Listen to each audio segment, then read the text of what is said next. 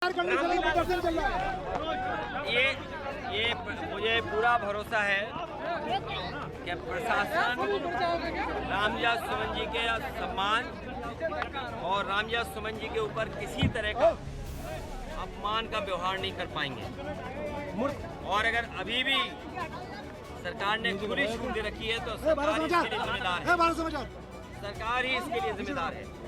मुर्शिदाबाद में लगातार हिंसा चल रही है, भाजपा बोल रही है कि केंद्रीय पुलिस को वहां तैनात किया जाए, आप कैसे देखते हैं? ममता बनर्जी जी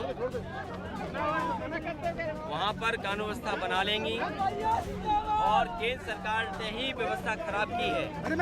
केंद्र सरकार ही जानबूझ करके इस कानून को लेकर के आई है। बंगाल का चुनाव जीत लें, बिहार का चुनाव जीत लें, उत्तर प्रदेश में नाकाम है, बिहार में नाकाम है और बंगाल में ये भारतीय जनता पार्टी के नाकाम है। अपनी नाकामी छिपाने के लिए वक्फ बोर्ड का बिल ला करके इन्होंने जानबूझ करके इस तरह का माहौल पूरे देश में बनाया है। जम्मू कश्मीर में भी एक आतंकी ढेर हुआ, एक जवान ढेर हुआ है, 3 आतंकी ढेर हुए, एक जवान शहीद हो गए हैं। देखिए, भारतीय जनता पार्टी की सरकार जब से आई है आतंकवादियों के अटैक भी बढ़े हैं और फौज भी हमारी कई जगह शहीद हुई है और बड़े पैमाने पे फौज के जवान शहीद हुए हैं। आपने पीडीए के लोगों को संबोधित किया है, क्या लगता है कि पीडीए एकजुट हो रहा है? पीडीए पहले भी एकजुट था और उसी का परिणाम ये है कि भारतीय जनता पार्टी दूसरे नंबर पे पहुंच गई। आने वाले समय में पीडीए परिवार और बड़ा होगा। भारतीय जनता पार्टी का उत्तर प्रदेश से सफाया होगा। आगरा में आज करणी सेना प्रदर्शन ये कोई सेना नहीं है, ये भारतीय जनता पार्टी की सेना है। ये भारतीय जनता पार्टी की सेना है।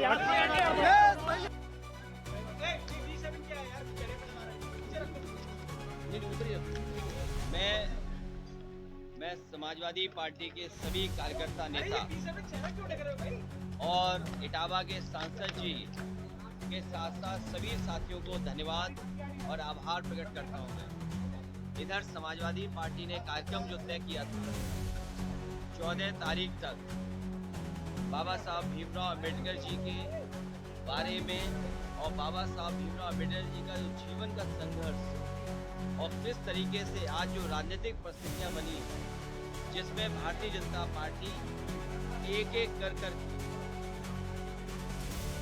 एक एक फैसला लेकर के संविधान को किस तरीके से कमजोर कर रहे हैं। मैं बधाई देना चाहता हूं कार्यकर्ताओं को, नेताओं को, जिन्होंने बाबा साहब अम्बेडकर जी की प्रतिमा लगाकर ये संकल्प लिया है कि जो रास्ता बाबा साहब भीमराव अम्बेडकर जी ने दिखाया था उस रास्ते पे चल करके इस देश को और मजबूत बनाने का काम करेंगे। बाबा साहब भीमराव अम्बेडकर जी का दिया हुआ संविधान हम सब गरीबों के लिए, खासकर जो बहुजन समाज के लोग हैं, पीड़ित, शोषित, वंचित लोग, उनके लिए समय समय पर ये कवच बनकर के काम करता है। बाबा साहब भीमराव के बाद देश के रहे प्रधानमंत्री, उनकी भी प्रतिमा पे हमारी पार्टी के कार्यकर्ताओं ने माल्यार्पण किया, हम लोगों ने नमन किया। ये भारतीय जनता पार्टी के लिए सीख है कि संविधान सबके लिए बराबर है और जितना भारतीय जनता पार्टी के लोग बाबा साहब के शरण में चले जाएंगे उतना ही देश और मजबूत दिखाई देगा।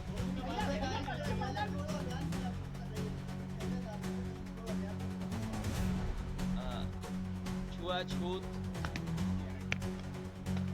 दूरी रखना, उनका छुआ खाना ना खाना और बाबा साहब भीमराव अम्बेडकर जी के बारे में तो पढ़ा होगा कि किस तरीके से पीने के पानी को लेकर के उन्हें संघर्ष करना पड़ा।